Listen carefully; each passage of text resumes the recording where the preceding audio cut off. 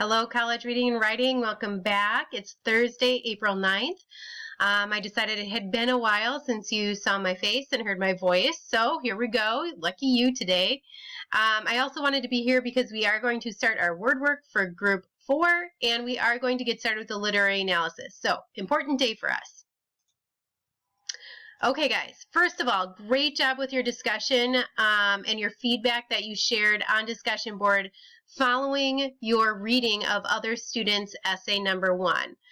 Overall, that was a great experience. I think you guys have learned from the development style of writing that we did, and I look forward to our literary analysis that we're jumping into starting today.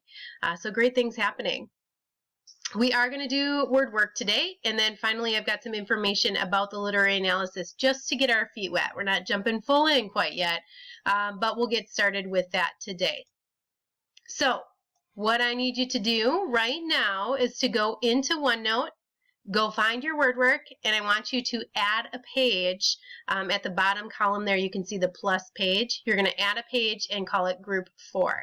You might want to pause the video at this point or the PowerPoint at this point so that you can go and do that. Okay, so our word number 1 for Group 4 is idiosyncratic. Go ahead and say that. Idiosyncratic. It is an adjective. Idiosyncratic is a quality or a characteristic specific to an individual or a group. So my sentence says, Frank has an idiosyncratic way of responding to death by always making inappropriate jokes at funerals. Idiosyncratic. So remember, during distance learning, you are going to earn points by doing your own sentences rather than taking a quiz for word work. So please make sure after you've gotten the notes from this slide into OneNote that you go ahead and do your sentence as well so that you can earn that credit. If you have any questions about this word, feel free to jump in during conference using our office hours in Schoology. Otherwise, you can text me or call me using our contact information. Idiosyncratic.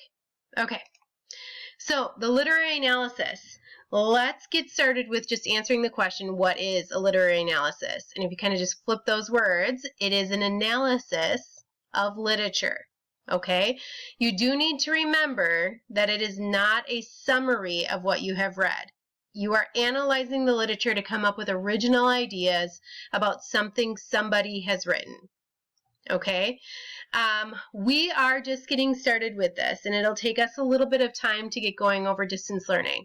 But I do want you to keep in mind, for the most part, as you're taking your generals at college and writing papers, you will have 2 forms of writing: the argumentative essay that you just finished, and then the literary analysis, where you have to analyze what you read and kind of give it a critique. So that brings us down to our objectives or our reasons for writing a literary analysis. The first one is to explain how an author creates meaning and or shares their relevant themes throughout their text. The second reason that we write is to criticize how the author actually did write their themes or did their method of writing work. Okay? When we are doing reading for a literary analysis, and I'll repeat this often, we don't want to ask questions like, why did the character do this? Or why was it sunny and not raining? Instead, we will ask questions like, why did the author have the character do this? Or why did the author, why did the author pick 1997 instead of 2007 for the date? So every question we ask for our literary analysis will be, why did the author, and then we'll finish it from there. Okay?